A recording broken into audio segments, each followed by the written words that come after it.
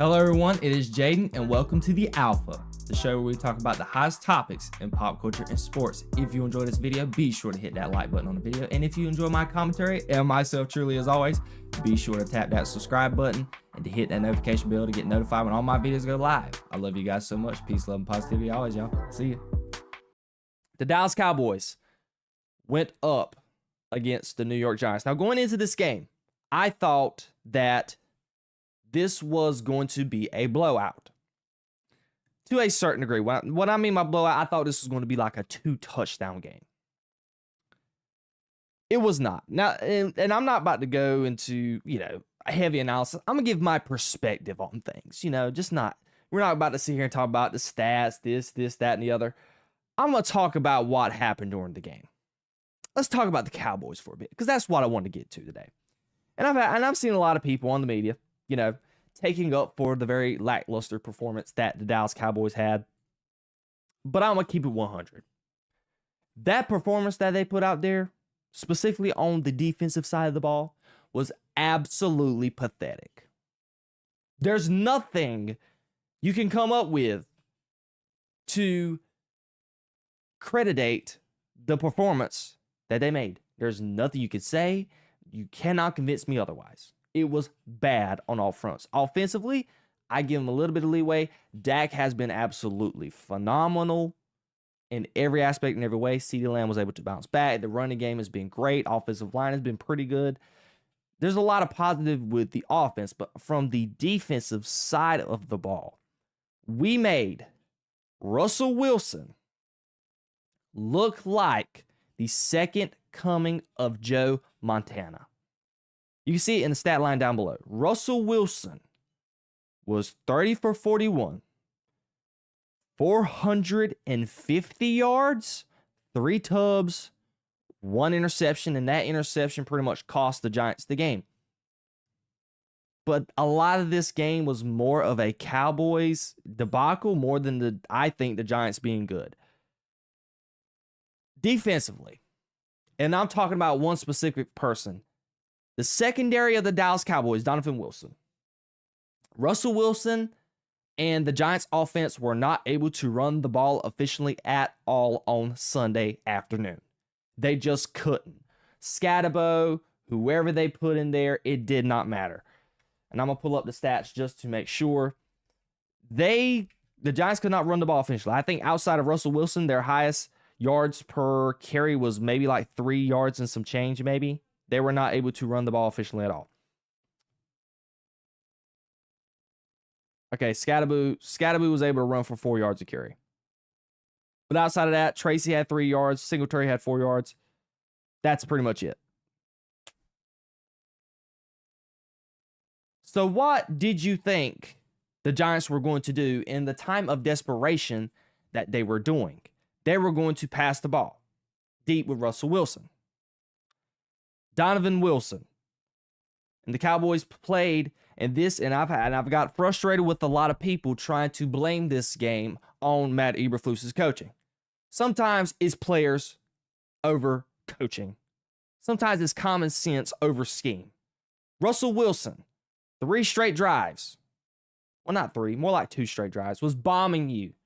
Maybe even 3. I can't quite remember. Malik Neighbors, get behind the defense. Wan'Dale Robinson, getting behind the defense. Donovan Wilson, what are you doing? Why would you let Malik Neighbors and Wan'Dale Robinson get over the top of you? It's inexcusable. That has nothing to do with scheme.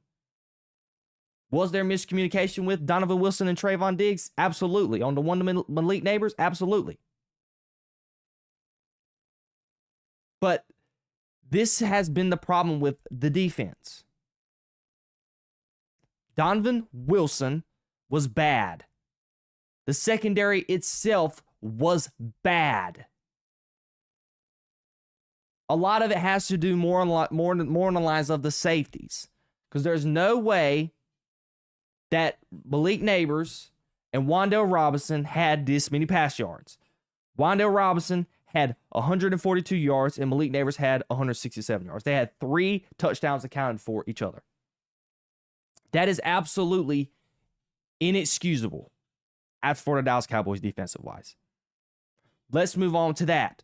Why was Russell Wilson able to sit back in the pocket and do whatever he wanted to do? Granted, the defensive line was getting some pressure, but we just wasn't able to get a sack. I think, well, the Cowboys had 1 sack all game, if I'm not totally 100% mistaken. Oh, they had 3 sacks. Huh. I don't remember the 3 sacks. But anyways, there wasn't much pass rush going on from the defensive line. There really wasn't.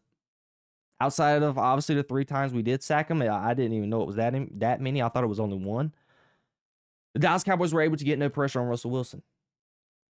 Those deep balls that we gave up to Malik Neighbors and Wan'Dale Robinson, that was because the pass rush could not get home. To make Russell Wilson get out of the pocket, maneuver the pocket, get scared, get frantic, get out of the pocket, miss his read, get uncomfortable, and force him to either turn over the ball or punt the football. The Cowboys couldn't do it because they don't have a pass rush. From the edges, Sam Williams, did not see him all game. Donovan Ezra-Raku, I don't even think he even played that much. Rarely saw him. The interior of the D-line, they were probably the bright spot, but the edge rushers were that bad. And that is why Jerry Jones pretty much confirmed the Jadeveon Clowney signing right after the game was over with. That's how lackluster the defensive edge performance was. They just couldn't get no pressure. Let's get to the offense, though. We have to give kudos to Dak Prescott for how well he is playing. I know there's been a lot of noise, specifically since Micah Parsons has been traded, about, getting a quarterback with those picks and things of that nature. If Dak Prescott could play like this in the playoffs, this is a quarterback who you can win a Super Bowl with. Dak Prescott has been absolutely phenomenal. Even the pick that he threw, it should have been an incomplete pass. I don't know why we couldn't get no type of review on the play. But Dak Prescott has been great. He's been throwing on time. He's been accurate. Something that I have not been able to say about Dak Prescott consistently. He's been accurate. Making the right decisions. He looks like he's in command. He doesn't look like a deer in headlights that I'm used to saying that as well, too. The Cowboys the offense has been great. The running game, phenomenal. This is another game where Javonte Williams, he averaged 5 yards a carry. That's fantastic. The Cowboys as a whole, 4.8 yards a carry. Great. Offensive line, not great, but they are good. And can be great because they are young. Guyton, Tyler Booker, Tyler Smith. The only weak spot in the offensive line I can say vividly is Terrence Steele. And the running back room, given how much crap we gave it going into the game, Javonte Williams has been great. If they can put Jayden Blue at some point in there, or maybe even Phil Maffa in the future, you got a good running back room. George Pickens, CeeDee Lamb, they have been as advertised. Specifically, George Pickens was able to show up after he only grabbed in 2 catches the first week. But he helped Dak Prescott get that game-winning catch at the end of the game in overtime. So the Dallas Cowboys offense has been good. Now let's move over to the Giants. If I'm Brian Daboll, I'm absolutely furious. They had 20 penalties. 20. Now, I know it was a record. It was a record amount of penalties that they had. I don't know the exact, stat. I'm not going to sit here and tell you guys no lies, but they were so bad they had a record-setting night for penalties, or afternoon for penalties. They had 20 penalties. 14 of them were accepted. They were bad. James Hudson, the left tackle, he had 4 straight penalties, or maybe even 5. I know people have been drawing back from 4 to 5 penalties in the first drive of the game.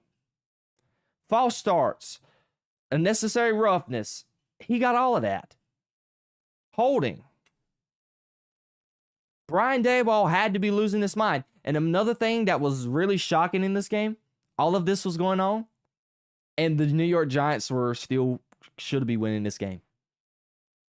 Offensively, the Giants were able to do whatever they wanted to the Cowboys defense outside of run the ball.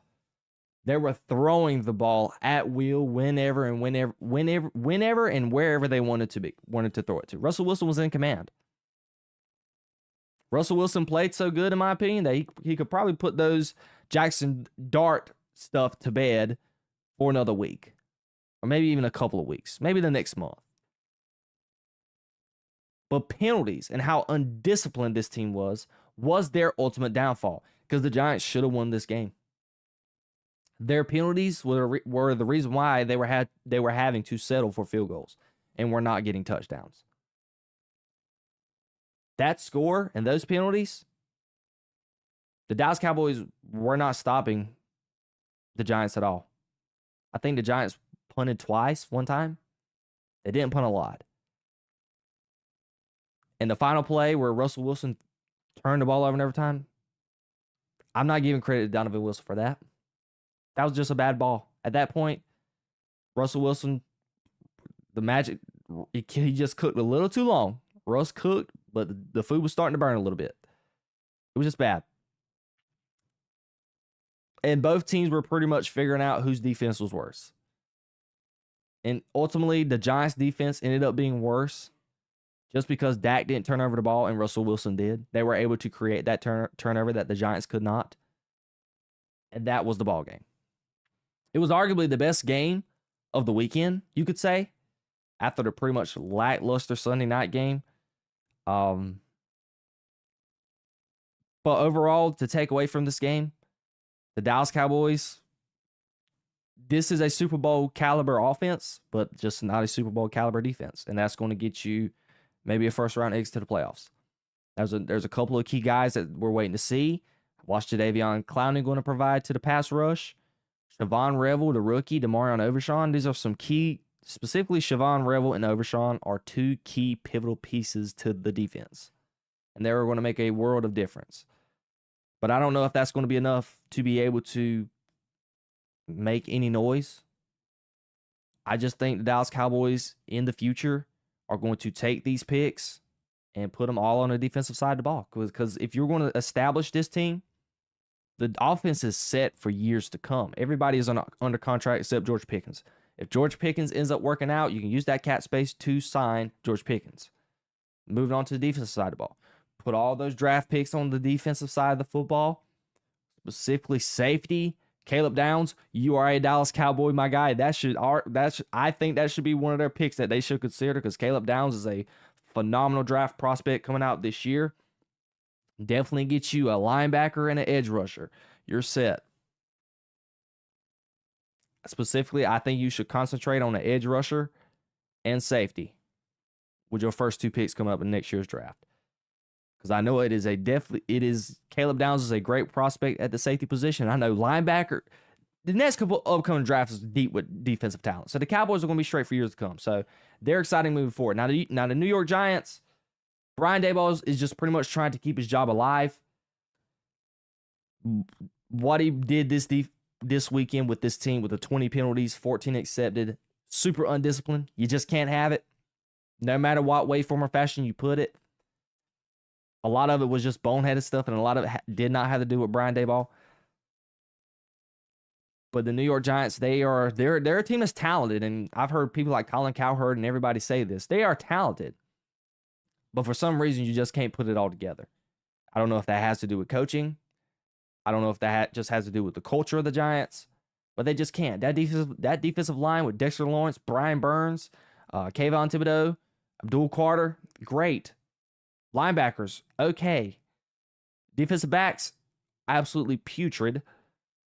But the offense, if they can do this consistently under Russell Wilson, granted, you did play a lackluster defense in the Dallas Cowboys, they'll be fine. I think in the future, the Giants will be fine. So both of these teams, even though they're not playing for anything, they have bright futures, you can say, ahead of themselves. But man, that game there was a thriller. It was great. At first, I thought the Cowboys were going to lose, and the Dallas Cowboys honestly should have lost this game. But the Cowboys were able to pull through. Shout out to Brandon. And I would be remiss if I didn't bring up our hero, Brandon Aubrey. Jerry Jones should have absolutely gave the man a contract extension right as soon as he stepped off the field. He is phenomenal. 64-yard field goal. I had no doubts in my mind. It just feels great. If we would have had Brandon Aubrey back in 2022 when we faced the San Francisco 49ers on the road in that playoff game, I think it was like the final year we had Zeke before we released him, we would have won that game because we missed field goals. And the field goals we had with Brett Maher too as well in the playoffs, it was just Brandon Aubrey would have been great. He would have been great a long time ago. But he's here and we need to extend him. So shout out to Brandon Aubrey. But overall, both of these teams are going nowhere. The Giants are definitely not going to make the playoffs. Dallas, they are a fringe playoff contender, but if they do make the playoffs, they have a Super Bowl caliber offense, as I previously stated. But this is one of the worst, easily top 5, top 10 worst defense in the NFL. They are in the bottom. Out of the 32 teams, you can say Dallas is probably in the 25, 24 range when it comes to their defense. They are that bad. If they were middle of the pack, they could make some noise. But they're just so bad.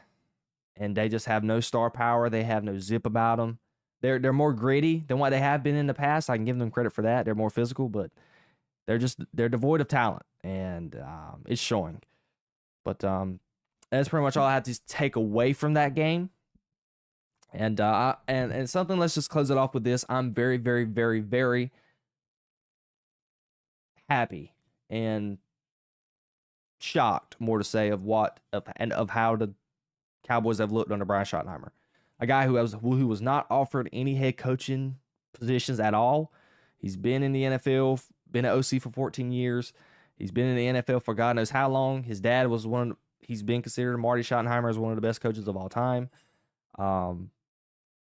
And his son never got the shot. Brian has never been considered for a head coaching job, and he has been delivering as the head coach so far for the Dallas Cowboys. They've been ready to play. They've been physical. They're disciplined. Game management is great. The only thing that I don't like about Brian Schottenheimer right now is, towards the end of that game, just not running the ball and getting very pass happy. But that's one only complaint that I have. Play calling has been exceptional. So Brian Schottenheimer has been a bright spot for the Dallas Cowboys. So that's pretty much all I had to say about that. What do you guys think? I wanted to know all of your comments down below.